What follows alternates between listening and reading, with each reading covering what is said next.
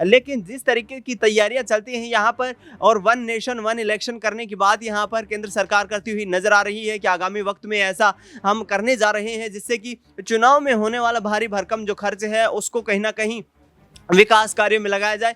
ऐसे में क्या वन नेशन वन इलेक्शन का जो फॉर्मूला है ये सही साबित हो पाएगा और क्या इसमें सफलता मिल पाएगी? कि फर्जी वोटिंग की बात की है, पहला चरण हो या कोई भी चुनाव क्यों ना हो, वहाँ पर फर्जी वोटरों की संख्या अधिक देखने को मिलती है। पहले चरण की बात करें तो खुद समाजवादी पार्टी के प्रत्याशी ने खुलासा किया था कि उन्होंने एक व्यक्ति को रंगे हाथों पकड़ा था कि कैसे वो फर्जी वोट डालते। इस एरिया के हैं वो अपने एरिया में ठीक तरीके से काम नहीं कर रहे हैं। उन्होंने सड़कों का मुद्दा उठाया, सड़कें नहीं बनी हुई हैं, यहाँ पर बिजली पानी की व्यवस्था ठीक नहीं है, तो इसको लेके कहीं ना कहीं लोग बहिष्कार कर रहे हैं और मतदाताओं का विरोध कर रहे हैं। इस वजह से पोलिंग बूथ पर मतदाताओं की संख्या घटती हुई नजर आ रही है।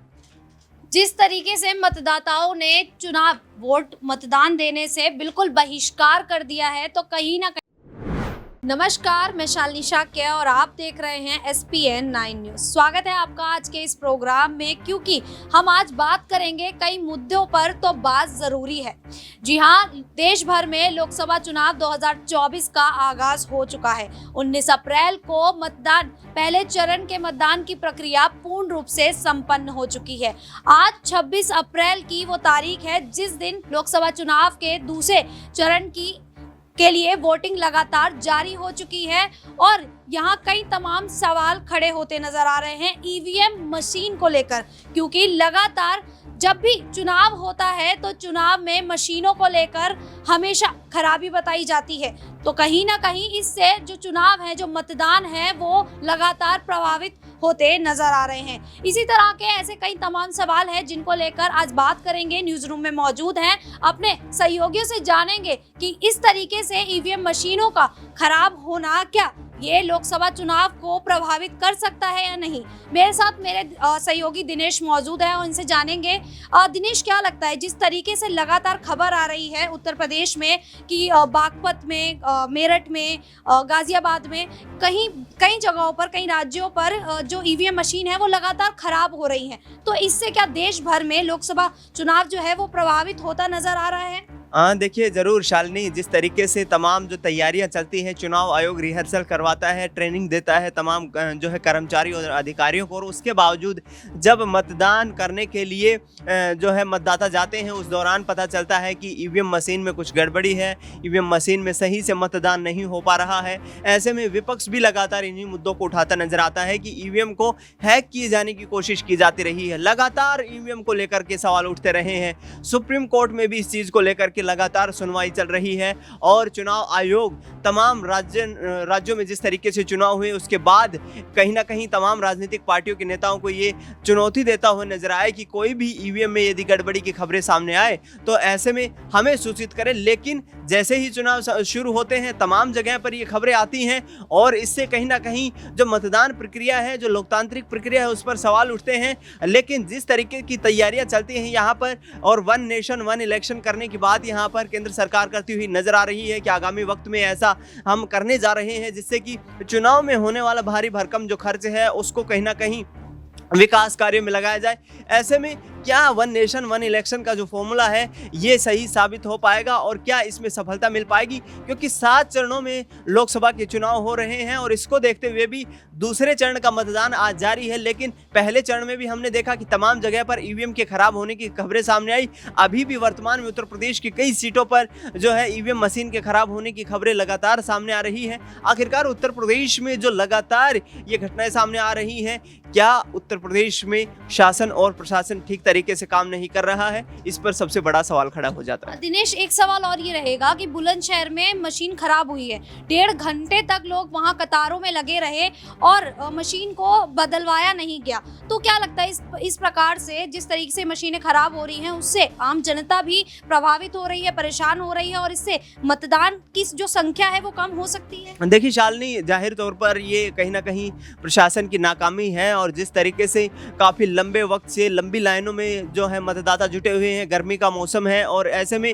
धूप में लोग मतदान नहीं करना चाहते, इसलिए सुबह सवेरे निकलते हैं घर से कि जल्दी से मतदान करके और वापस अपने घर को वापस लौट सके। लेकिन जिस तरीके से आपने बताया कि जो 1.5 घंटे तक मतदान कक्ष में वहाँ पर मौजूद रहते हैं लोग और लंबी कतारें लगती हुई नजर आती हैं, लेकिन प्रशासन अलर्ट पे नहीं है, मशीनों को चेंज नहीं किया जाता है और इससे कहीं ना कहीं मतदान प्रभावित होता है। मतदाताओं के दिमाग में भी इससे कोई नकारात्मक प्रभाव पड़ता है।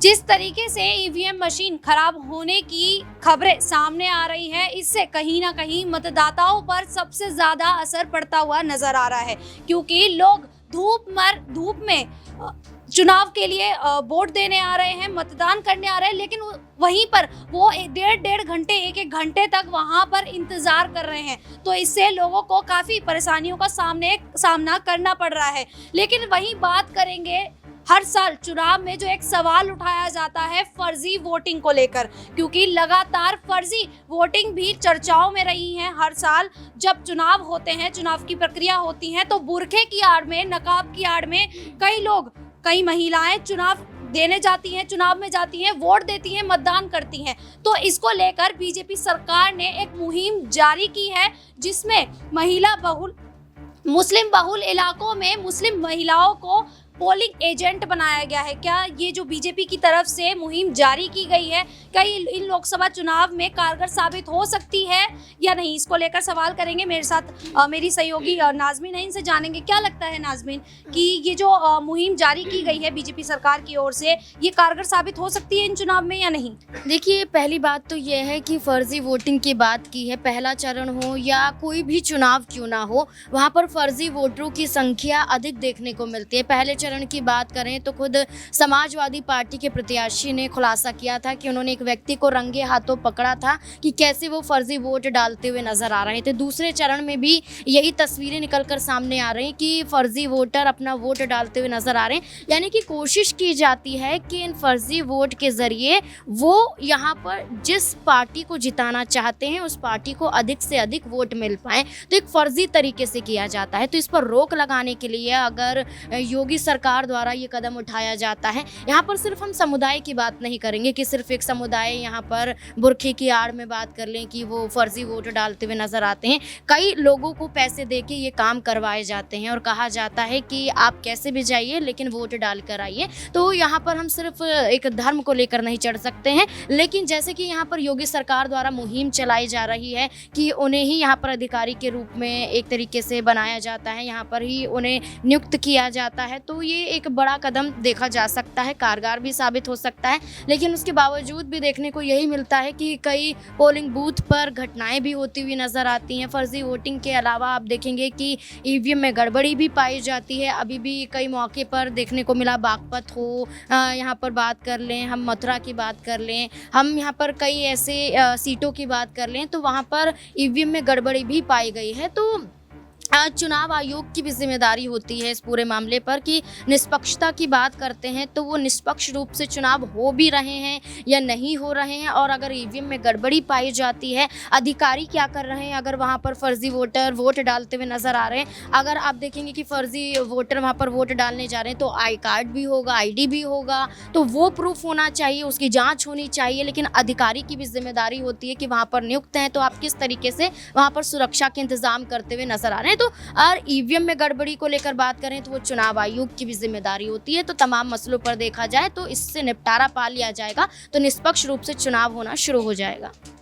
लगातार ईवीएम मशीन को लेकर, फर्जी वोटिंग को लेकर चुनाव आयोग को विपक्षी पार्टियां घेरती नजर आ रही हैं, लेकिन लगातार चुनाव आयोग जिस तरीके से ये बयान दे रहे हैं कि अगर ईवीएम मशीन खराब होती है तो हमसे आकर बात कीजिए, लेकिन ये तो पहले चरण में भी देखा गया कि कितनी तादाद में ईवीएम मशीन खराब हुई है और लगातार ये खबरें फिर से सामने आ रही हैं। लेकिन वहीं एक और मुद्दा गरमाया हुआ है, क्योंकि कहीं जगहों पर लोगों ने मतदान से बहिष्कार कर दिया है। बात करेंगे अमरोहा में और मथुरा में, तो वहां पर लोगों ने मतदान देने से बहिष्कार कर दिया है। वो कहीं ना कहीं सरकार से नाराज होते हुए भी नजर आ रहे हैं। तो इसके लिए हम अपने सहयोगी मनीष से जानेंगे कि आखिरकार लोगों का इस तरीके से चुनाव में मतदान को बहिष्कार करना क्या ये लोकसभा चुनाव की को लेकर एक गलत प्रभाव डाल सकती है लोकसभा चुनाव पर, और पार्टी को कहीं ना कहीं इससे नुकसान हो सकता है या नहीं? देखिए शालिनी, अमरोहा के हसनपुर में झुंडी माफी बूथ संख्या 339 पर लोगों ने चुनाव का बहिष्कार कर दिया। दरअसल मामला ऐसे था कि चुनाव अधिकारी जो पोलिंग बूथ पे मौजूद थे वो काफ़ी देर से मतदाताओं का इंतज़ार कर रहे थे। जब काफ़ी देर बीत जाने के बाद, 1-2 घंटे बीत जाने के बाद, जब उन्होंने देखा कि कोई मतदाता मतदान करने के लिए पोलिंग बूथ पर नहीं पहुंच रहा है, तो उन्होंने मामले का जायज़ा लेने के लिए गांव में उन्होंने जाकर लोगों से बातचीत करी। तो वहां पर पता लगा कि जितने भी प्रत्याशी इस एरिया के हैं वो अपने एरिया में ठीक तरीके से काम नहीं कर रहे हैं। उन्होंने सड़कों का मुद्दा उठाया, सड़कें नहीं बनी हुई हैं, यहाँ पर बिजली पानी की व्यवस्था ठीक नहीं है। तो इसको लेके कहीं ना कहीं लोग बहिष्कार कर रहे हैं और मतदाताओं का विरोध कर रहे हैं। इस वजह से पोलिंग बूथ पर मतदाताओं की संख्या घटती हुई नजर आ रही है।